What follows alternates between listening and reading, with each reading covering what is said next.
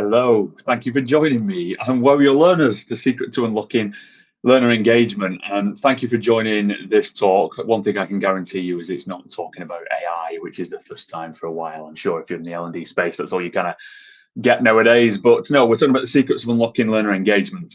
I'm Fred Thompson, CEO, founder of Thirst. My background's been in the space of L&D for around 20 years. If you follow me on LinkedIn and things, I talk about a lot around the future of work, LMS, LXP, but my background as well is technology and software development. So it's always got a slight lean on that side. So hopefully in this talk today, we'll share some secrets that we've learned on how to wow your learners and unlock learner engagement across your business. Let's get into it. Okay, straight away, love a headline start. I love this because it just scares you straight away. L&D is broken. I always start with something scary like this. 400 billion is lost to disengaged employees due to lost productivity. Now, this is not every single business. This is not 400 billion per business. This is obviously across the board. But what we're illustrating here is that this is critical. This is key, that if you've got disengaged employees, you're going to lose an absolute fortune across the board due to that lost productivity. Engagement is key to reducing that spend, to reducing that loss. So yeah, let's move through and start to see what else have we got from L&D side. So L&D learners are more disengaged. Moving us on a slide. Are these your learners? Love this meme. You've spent ages, you've thought about your instructional design piece, you've created your brand new course, you've spent ages with your SMEs making sure it's perfect, you launch it to your teams, and then this is what they do. They just click through it as quick as they can. They're not interested in this straight away. All they want to do is get to the end, get through the quiz as quickly as possible, and just say that they've done it. You know, how can we solve this? How can we make sure that our learners are not like the cast of Toy Story and more engaged than ever? So how can we prevent them from just skipping through to reach the end? Well, we need a different strategy. Moving on. The engagement struggle is real. Even if we've actually solved the problem and make sure that everybody doesn't just click through the learning and does engage with our content, they basically forget everything we've ever told them. You know, you're talking about 70%, which is an insane statistic. New information is lost without reinforcement. You basically need to be reinforcing and applying that knowledge as quick as you can. So not only have we got an engagement problem in terms of actually getting them interested and sitting through the content in the first place, but then actually remembering and reinforcing that content, or else they're going to forget that. So we've got real challenges here in the L&D space of making sure that the work and time and effort we put in actually does improve and step people through. Moving on, so providing ROI to the C-suite. There is one bottom line to all of this, which is, why do we do it? We love to say it's to do with, you know, making sure our peers and our colleagues are upskilled, making sure they have, you know, that talent and that knowledge and pushing them through.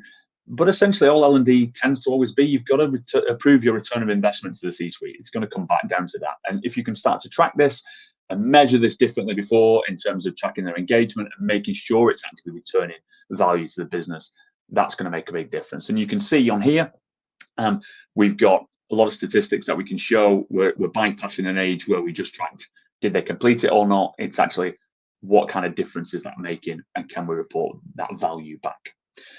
So how do we get there? Well, I love this meme as well, primarily because it's got Taylor Swift in it. And if you join me at Learning Technologies, you'll also know there's another talk that was there, sorted out by our marketing manager, who seems to have a odd obsession with Taylor Swift because she appears in both of our talks. But nevertheless, I love a bit of Tay-Tay, so we're all right. What can we learn from social media? And in particular, you know, Taylor Swift in this world, she managed to turn a set of people into NFL fans that were never even interested in it primarily before, or due to the power of social media and her influence. And, you know, you suddenly had a lot of people who weren't interested before, who claimed to be, you know, gridiron aficionados straight after Taylor Swift had a relationship with Travis Kelce. The influence that it can have, it's such a demonstration of what social media can have an impact on the decisions of people and what their interests are and what they suddenly take a vested interest in. So, you know, I think it's a good starting point of where we're going to start to learn where these secrets of learner engagement come from in social media. So just for the Swifties, because I love this, so that you don't blame me and we can avoid an L&D cruel summer. No, doesn't matter. See if we can avoid exile. No, fill in the blank spaces. How we can wow our learners. I'm trying. These are just Taylor Swift lyrics and songs. If you don't know, if you're wondering what the hell I'm talking about, but I'm sorry, they're terrible. So this is me trying. Is it over now? Let's move past Taylor Swift. Okay, so social. This is where we started. We looked at these key elements. We looked at TikTok, Facebook, Instagram, and X, and we started to look at how the engagement patterns are driven there. Everybody drives back to social, sort of engages with that platform. What is it we can learn from them? And how do we apply that to L&D as well? So it's not just us thinking that's great, we're doing it for the likes. How can we actually make sure there's an L&D purpose to everything? But what tactics and strategies can we learn from these top 4 platforms to do so? And we came up with this. We came up with 7 secrets, not like the title suggests where we have 1 secret to unlocking. We actually have 7. We've got 6 bonus ones today. But social media platforms and how you can apply them to L&D. We studied these and we came up with 7 secrets, and we'll go through each one and we'll talk about how social media does it and applies it really well, and how it promotes engagement, and then equally how we can look to apply the same methodologies into our own space in L&D as well. Okay, so starting us off, number 1, scarcity. Social does this really well, and it plays into an incredible psychological effect that, for some reason, providing scarcity to something makes us want it more. It's a well-known strategy that works really well. I have some great examples in modern life. I think if you've worked really hard and you've earned a lot of money, and you might treat yourself to a car, you typically go and buy a Porsche, and you go to the garage, and that's the sought-after car you want. And you go to the garage and you want a Cayenne or something similar, and they say, "Oh, great, but there's a 18-month wait list on that car," and you think that's no problem.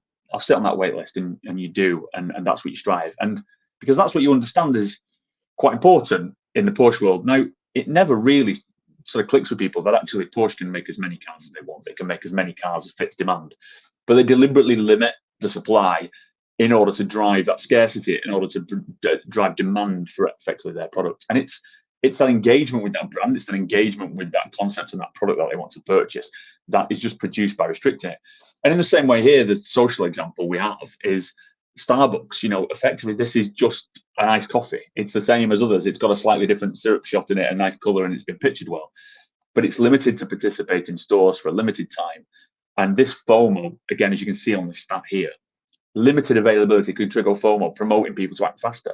It does work. I'm pretty sure this same flavor will come out again in another 6 to 12 months' time, probably rebranded on something else. But effectively, by driving that limited availability, seems to work really, really well. And that FOMO is real. We've probably all walked around with our Stanley Cups. We don't understand why we wanted that giant Stanley Cups. They're far too big for everyone to drink out of, but there was a fear of missing out. That scarcity of the in-demand product.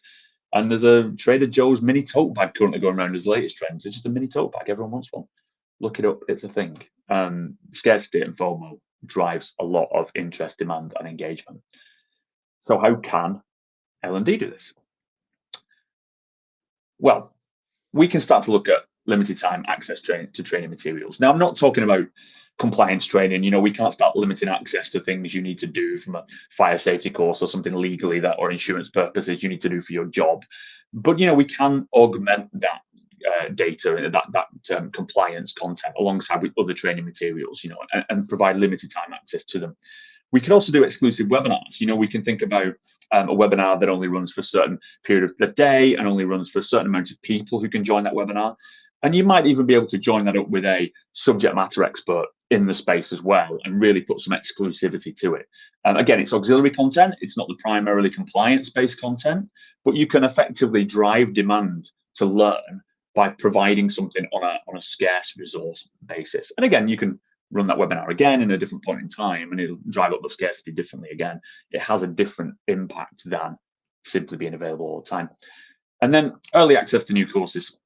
Again, we've got to be careful, and it's a little bit tricky in the compliance side, but we can restrict and gate that auxiliary information. You could provide early access to people who are most engaged, the people who completed the course, and the first sort of 10 people who completed that course, the people who joined that webinar, they get early access to something.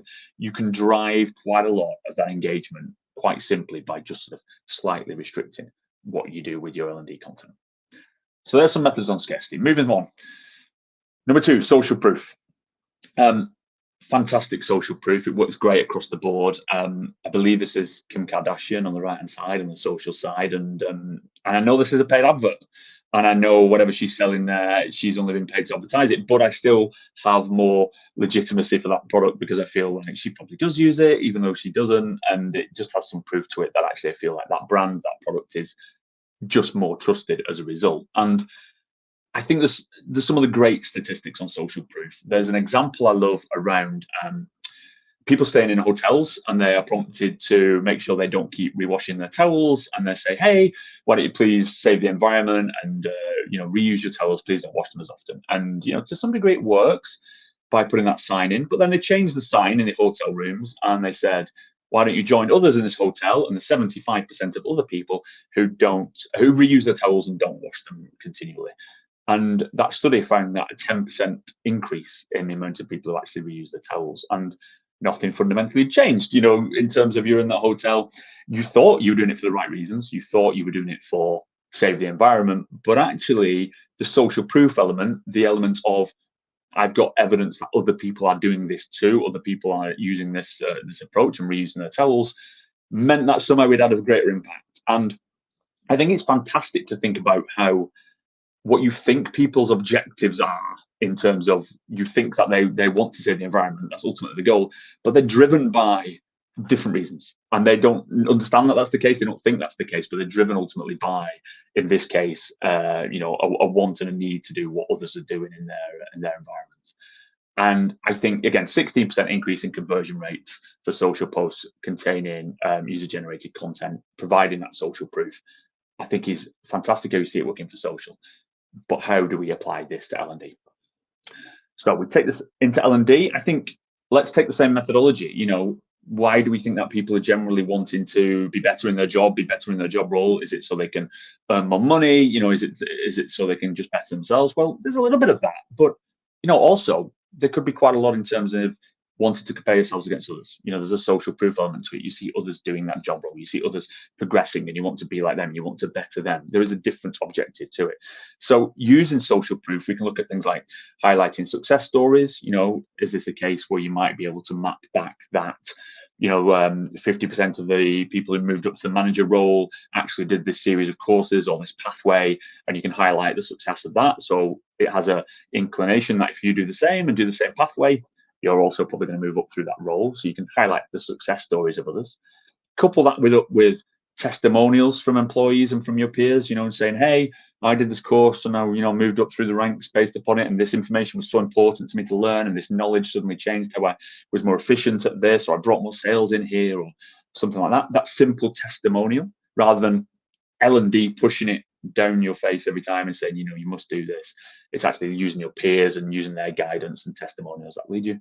And then in a very similar way, endorsement from subject matter experts as well, can actually help. It can drive you in terms of an SME can say, this course works really well. We've used this course across organizations, and we found that it has an impact into the bottom line of the business and the feeling between the employees and how they interact. Then subject matter experts, testimonials, highlight success stories, put them together. You are proving out socially the results of the training that you're putting out there as being more successful than it would be if it didn't have that social proof associated with it. So some nice ways we can use it in L&D. Number 3, reciprocity, which again, if you came to my talk at Learning Technologies, I found out about 10 minutes before that it is pronounced reciprocity and is not reciprocity or reciprocity that I was trying to say for a few times before, but it is effectively, I'm going to read it, an inclination to respond to gestures of goodwill, equivalent or even magnified positive actions. It's incredible when you start to learn a little bit about reciprocity in terms of if you give a little to somebody, they will often give a little back and often give a little bit more back. Again, another great study, there's a physician study which found that the brands associated with certain medicines would actually take out I could say physicists, the doctors, as it were, in terms of taking them out for a lunch, a meal. They would take them out for something very small, like a pizza, something £10, nothing very expensive at all. But they would be representing the brand of a medicine, for instance, that they could then diagnose and issue to people with and prescribe people. And they found that there was actually an uptick in those who were taken out for dinner by them brands in prescribing that brand for a medicine, for a solution. Now, there's nowhere that these physicians and doctors, etc., would be admitting that they were influenced by this brand, that they are just deliberately doing this because they got bought a slice of pizza. That's definitely not what they were doing, and they're definitely not doing it intentionally. It's not something in their mind that they're doing and thinking they'll pay back. But that's a psychological kind of effect to that way that people will respond to that really small gift that they got with something that's a lot larger in terms of what that does for the brand. That £10 pizza has such a larger effect, and they're doing it, without really understanding and realizing that that's what they're doing. So it isn't always explicit. It isn't always a case of, you get a similar sort of level back. And I think that's key. And social does it really well. Here is us. This is Thirst and one of our social posts, and we spend a lot of time trying to give into the L&D community, the space, the sector, with knowledge. Like today, trying to, we do spend a lot of time in our ebooks and our detail and put the research into them. And the aim is we will give to our community in the L&D space, and then over time, hopefully, whenever you're available, wanting to start making a purchase in our space again, we may be on the list, of considerations. And it's a trick we use in reciprocity in this way. You'll see a 65% conversion rate for our free ebook campaign, just with giving that little bit back. So free resources, free content, free tools, and things like that are a great way that social does it. So how do we do this again in L&D? Quite well versed in some of these already. Points, rewards, and benefits work fantastically well across the board. It leans into one of the other points coming up later on. But in terms of points and rewards and badges and things like that are fantastic. They have an example which probably a lot of the people on this call will probably not realize they do, but is the LinkedIn side of things. At the moment, there are articles that say the collaborative articles, and you're invited in to be the expert and to pass comment on this article. And it's generally you're feeding back. And why do you do it? You do it for free, but you generally get something at the end. If you do so many of them, you get rewarded with a badge which says you're a top contributor, or you're a LinkedIn learning voice in the space of L&D, or something similar. Now, we give up a lot of our time for what is effectively a really small thing, which is just a badge, a thing to sort of, again, social proof a little bit, but also reciprocity. We feel that there's something small given back to us associated with that. It works really well. The fact that these are AI generated articles and largely we are being used to vet the output of LLMs doesn't really occur to us, because we're incited by points, rewards, or benefits. So we can utilize a similar idea by rewarding effectively any sort of content with points, rewards, etc. Peer-to-peer learning communities allows you to provide a way of giving back in the space as well. So it doesn't have to be driven by L&D. It can be a case of tacit knowledge sharing within the organization, that individuals can actually share to their community, share their colleagues information that they've got, and start to feed back. And again, that generally brings that reciprocity to it, in terms of the colleagues who are engaging that material then tend to share their thoughts and sort of pass that knowledge on. And even simple things like free learning resources, again, depending on how your organization works. Sometimes you have a limited budget in terms of the amount of money that you can spend on training, that you assign to each individual.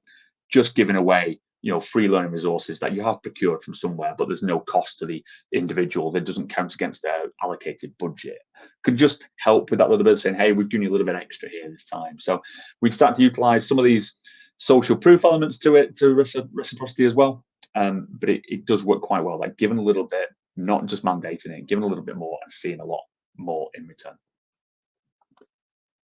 And while we're here, grabbing your free copy, which is reciprocity in its cleanest sense, which is the way we're doing it over at Thirst. It's along the lines of saying, hey, we're trying to give you this back. Please have a look at our copy of this talk today. We've got everything written down. We've got all our studies in there. We've got the information that we've linked to, everything that you might miss on this call today. You can scan that and hopefully you'll provide some value. We did one on AI sort of probably about 12 months ago. We've got other bits and pieces as well coming up. We do tend to release these on a relatively regular schedule. So if you do like what we're doing, please follow us and see if we can hopefully provide some impact and some helpful information for you in your space. That will come up at the end, and also the link will come up in our feed as well. So don't worry if you've missed that. Number 4, gamification. We're quite well versed in gamification in terms of L&D. So how we think about it might be slightly different in terms of social. Social does it great with number of likes on your post on X, or number of shares of your post on LinkedIn, or even the number of views of your cat video or something like that on TikTok. We're all being gamified to come back. I rejoined the X platform recently. I didn't do anything on it. I didn't post anything, didn't tweet anything, came off. And then suddenly I got a lot of likes and shares and follows. And I hadn't done anything. And it was just X gamifying me back to the platform by saying, hey, you've got more shares, you've got more people. All my numbers were going up, and it made me want to re-engage with it again. And again, it's another great trick in terms of how to gamify elements to bring you back. Gamification also works in areas that you would never think it works. So a great example, Spotify. It's a music playing application. You can stream your latest music. How do you gamify that? Well, they came up with Spotify Wrapped, which at the end of the year, they send you an email saying, hey, please check this out. We've got studies on your data, and it'll say, hey, you're in the top 3% of Taylor Swift listeners this year. And you care, and I don't know why you care. It doesn't really mean anything, but you'll post it on social, and you'll kind of compete with your friends who are also Taylor Swift fans, and you say, oh, I'm higher than you, I'm more of a Taylor Swift fan than you'll ever be. And you've just somehow gamified something which is arbitrarily not really gameable or doesn't make sense to. So gamification works fantastically in platforms, in social, but also in other elements that you would not even think about it. So how do we do this as well in L&D? Well, gamification is relatively well understood, I think, in gamification in L&D already. Starting on the right-hand side there, we've got top learner leaderboards. Leaderboards, the impact that leaderboards can have, to that inherent nature to compete, triggering our deep-seated kind of way that we want to outperform others. It works really well. You have to be careful with leaderboards in L&D because some people react really well, and then others react sort of negatively to them. They can be a case of the anxiety of trying to compete doesn't sit well. So I think it's key to design our leaderboards well in L&D to produce that gamification aspect. You can gamify against yourself. I think it's Duolingo or something does this in terms of it'll sort of progress you through in terms of how many words you're learning. You can you're coming back if you Strava will gamify you against your quickest 5K time that you've run. You're not really competing with others because a lot of professional runners are quicker than you, but if you run against yourself in your own time, you're still being drawn back by the need to want to better and be better. So we can use leaderboards really, really well. We've also got studies that back it up. In L&D, we found that there was a study called Studying the Impact of Gamification on Learning and Engagement, and it found that gamified group participants had a significant improvements in the quality of submitted solutions. And we've also got studies that say 68% of students feel more motivated and engaged when using gamified learning. So it does work really well if we can do leaderboards well. Community challenges and milestone tracking is other ways we can gamify it alongside that. But also we can think outside the box. Think about the Spotify example. Can we, instead of just doing a leaderboard every week, can we sum up every quarter or every year, the top performers on your learning platform with analytics like that? You're in the top 2% of courses completed this year. You're in the top 5% of people have interacted with us in the platform. You've got the highest grade scores. You're in the top 10% in the business of that. We can start to gamify even elements after the completion of the content to drive you back time and time again. So some really good use cases that are gamification, quite well understood already, but still a very useful tool. Emotional appeal, number 5. Emotional appeal is probably the trickiest. I think it's the trickiest to sort of explain as to what it means. The social example here sort of shows how a post that is preying on a marketing manager's sort of dream that they've created an email, sent it out, and hoping that actually people will click it and engage back with the platform, and it's preying on that sort of anxiety, that feeling of want that hopefully they've done a good job and that people sort of engage with it. And I think that's only probably quite unique in this space to a marketing manager, that feel of that, and they've managed to summarize that up quite well, saying, are you praying for this? This is how we can improve that. And you'll see again statistic on the screen, 23% increase in conversion rates for ads with emotional appeal. The difference, if you can kind of turn that emotional side, it will work really well. And we're not just talking about emotions of anxiety, we're talking about feelings, we're talking about imagery that can be used. If you've got you could also use audio as a great example. I love, if you're a football fan, you consume the Champions League. When you turn it on, you get that really great music at the start that I won't sing. But it sort of somehow brings you back into this world of what's the Champions League, and it brings that emotion and that feel to it. And it's just you've got used to that music being associated over time with that feeling, and that has more of an impact associated with it. I have a sort of a semi-anecdotal kind of theory on this, which is there's an example that I can probably transform your feeling about the brand KFC I know we all love it. It sells great chicken. You know, we might hate it, but whatever we feel about KFC is great. It sells chicken. But actually, if we learned that Colonel Sanders was actually 65 years old when he started KFC, we suddenly feel a different connection to KFC. We suddenly feel that Colonel Sanders has probably spent the last 64 years of his life perfecting the greatest chicken recipe that he ever could, you know, trekking the globe. And he thought, I need to share this with the world at 65, and I'm going to start that business. And nothing's changed about the chicken, nothing changed about the bargain buckets and the seats you sit in to eat that chicken. But in terms of that Colonel Sanders story, he's just driven an emotional appeal to a brand that makes you kind of connect with it more. And that's essentially what we're talking about here, is a way of effectively turning what is the same standard content or the same standard learning, but into something that connects with you a little bit more emotional. So how can L&D do it?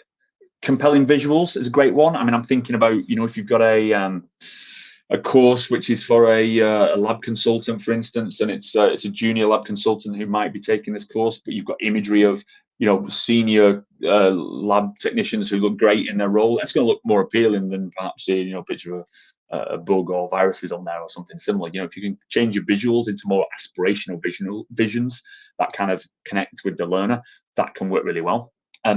Moments of delight, really simple things. They do it a lot in to-do lists and email systems. If you clear your email, it will sort of give you a ticker tape on the screen which flutters down and tells you, fantastic, you've cleared your to-do list or you've cleared your email. It just adds a sense of achievement and emotional connection to the doing of something that you were going to do anyway. But if you tie them into course completions or engagements, you know, interactions, any comments you might post on the content, or, you know, you've completed a certain section of the course or pathway, if you can tie that in with something as oddly artificial as a moment of delight, you know, like ticker tape, just brings you to strive for it a bit more. It connects with you a little bit more. And the last one, which I think we sort of always miss in L&D, is the storytelling element. You know, we are talking about people. You know, ultimately people connect with other people. They connect with stories. It's fine to say, here, do this course, you know, please learn this learning. But if we can connect it into something that makes more sense, in the same way I'm doing today, hopefully with my, you know, KFC examples and Porsche examples, things that kind of relate in your mind, you just have a bit more connection and you remember that information a bit more. And at the bottom, create an emotional connection, stimulate interest, and ultimately enhance its retention. You know, so that emotional appeal, tricky to get right. It can start with just images and audio and things like that. But essentially, if you can just put these subtle elements in, they just all drive you towards that appeal and allow you to retain the information a bit more acutely. Number 6, last two, interactivity. Kind of quite standard in social. We understand what this is. You know, it's likes, comments, shares. It's every interaction you do on social. But again, they're all, whilst they play into gamification in terms of numbers, but actually just the ability to interact with it, put your thoughts on there, put your flag against some sort of content or an opinion or a political view or something like that. That interactivity works really well. This is what is engagement in social. You know, the actual interactions, that's what they see, that's what they count as engagement. L&D typically counts engagement differently. It counts it a little bit more along lines of completions and just effectively, do you take the course or not? But if we can start to spin that on its head and start to look at how we can monitor other elements to it on the interactivity standpoint, then I think that can play in quite well on L&D. So it's quite well understood on social, so I'll not spend too much on this, but from the L&D side, so if we switch to the next slide, you know, how can we do that with interactivity? Well, what we want to do in L&D is we want to separate up to starters on micro learning modules. If we can break down the content items into smaller pieces, we can effectively track engagement and interaction with them smaller pieces. So rather than it being a full course, if we can break that up into small elements that you can actually pass comment on, you can like and share the individual elements of that like micro learning, you'll start to get a picture of what's working really well in terms of that full pathway or that full course. You can start to replace bits that aren't as effective. You can start to build more of elements that are effective in there. And as a result, you're going to get more interactivity. And as a result, you get more engagement with it. So you have got to change your structure and approach to really get the full value of interactivity from L&D. You've got to be able to track that accordingly, not just on a whole 3-hour course along the way. But if you can break that up and start to see that interaction in each module, you get some really good insights. Then you can open that even further. So live Q&A sessions rather than, again, stereotypical L&D approach of please do this course, you've got to do it today or else. More a case of actually opportunity for you to feedback, opportunity for you to ask questions about what you've just learned. It's all promoting interaction back from your learners, and ultimately, again, allowing that content to stick a bit more. It's that repetitive element to it. And then adaptive learning paths, lastly on this, is it's if you've broken this into micro learning modules and use the right platform, something like First will do this, but there's other options as well. You can actually start to build learning pathways that appeal to individuals more than just a one size fits all. So where it might have been a 3-hour course before, you can teach that in different ways. You can present different content items. It could be a YouTube video, or it could be a blog article, or a podcast, or whatever. If you start to break it up small enough, you can build different pathways, make them adapt based upon the learner. And that ultimately, again, just drives their interaction with the platform, and allows you to surface content that's more relevant to them. That is ultimately going to produce that increased engagement. So yeah, a bit of a change in structure in terms of how to get that interactivity. You've got to make sure you do break these down and put probably the right platforms in place to do it. But promoting that interactivity is key, and it will really up your engagement statistics. Lastly, number 7, and I've got a couple of slides just to summarize a bit of this as well after this, but curated spaces. This is a sort of a hidden one in social. You don't really see it so much, but when you think about it, it's kind of obvious. This really is all about sort of contextualizing people into sort of areas of their interests or beliefs or understandings. So, X, for instance, in the social side, will do around X spaces, where it will give you this audio bit where you can listen to an expert. Discord sets up channels where you can socially interact, in a certain topic. Subreddits in Reddit, for instance, are fantastic. How you could effectively have a subreddit which is just for the the latest Jennifer Love Hewitt movies or something like that, and you kind of you are joining a curated space of people who are like-minded. They also love Jennifer Love Hewitt, and they also love her movies. Can't be that many of you, there must be a few, but effectively you are starting to then become, you're bouncing off others. You're in that curated space, and as a result you can then start to market from that. You can start to personalize based upon it. You can start to, if you've got a new Jennifer Love Hewitt movie coming out, that's probably a perfect place to advocate, that movie, because you've already got that curated space. You can put personalized experiences, recommendations, trending content in there. So it's sort of under the radar in social. You don't really see it. You don't really think about it, but there's a lot of this categorization, curating the space that people sit within. And you're probably part of these communities already, and you don't really think about it either, but it appeals to you because it has like-minded individuals on it. So L&D wise, how can we do this in L&D? Moving on to the next slide, I think on that one. Yeah, okay. Facebook, TikTok, and Strava will do this, but again, personalized feeds, recommended content, and community building. You can start to, if you're curating a space that somebody sits in, so you have a space which is around leadership, or a space that is around your marketing team or something along them lines, you can start to actually understand that they might take learning content that's slightly different than the software developers in your team, or the ones who are not interested in leading. So you're going to give them different content. You can start to personalize the feed associated with them. You can start to recommend content for them learners in them curated spaces to actually engage with. And as a result of all this as well, in the same way, subreddits and Discord and things, you start to build a community around it. So if you've got a larger organization and you've got many people in, let's say, marketing, you can start to actually appeal to the content that's relevant to them. But actually, when they pass comment, it's going to hit their community first in their curated space. It's going to ultimately appeal to the people in that community. They'll start to engage back. And you're building that kind of that knowledge sharing, that tacit knowledge sharing between your organization, but you're building it in a way that feels natural, because that's where people want to go, because of that area that has got like-minded individuals in it, or people who want to have the same skills or job roles as you. So there's some really good ways we can do it on the L&D side with curated spaces. Old way, yeah, lastly on the last pieces here, I just wanted to touch upon what the old way of traditional L&D was and is, and also where we're moving to. None of these are wrong. It's stressful to say. It's just, I think, how we got pushed into quite a lot with COVID, as we know, but we're already heading some of these ways already.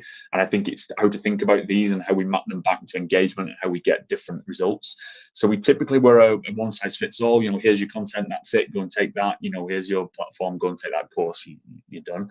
We tended to be a lot more classroom training based. We had a lot of customers in the space who were very much classroom training and then moved completely online, and there's a bit of a hybrid, but it tended to be, you had to spend quite a lot of your time specifically at something for a certain day, or a certain a series of days in some instances. Completion rates, that's what we used to track. It was, did you do it, how long did you do it? X API came in, we still didn't really care about tracking any more than standard numbers in there, and that was how we reported engagement back before.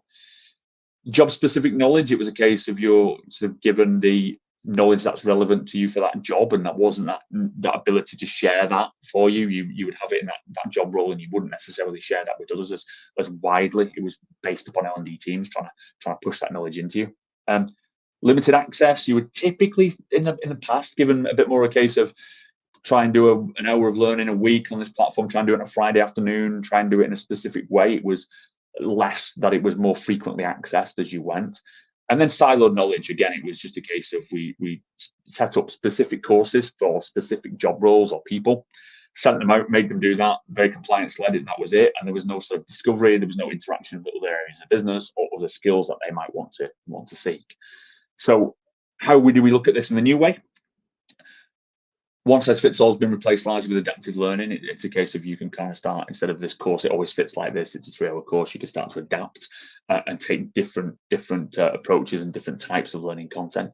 Classroom training has been replaced by In the Flow. So it's a case of classroom training is still there, but actually quite often now we'll have hospitality will be picking up their phone and picking up the latest information about the cocktail menu that's changed this week, and they'll be learning the recipes while they're actually behind the bar. That In the Flow, when they need that information, is very different. It allows them to be on hand with their business than they weren't beforehand. So these are all different ways that people are now engaging. We've got to try to match that. Completion rates is now being replaced by performance improvement. In general, we're tracking everything now.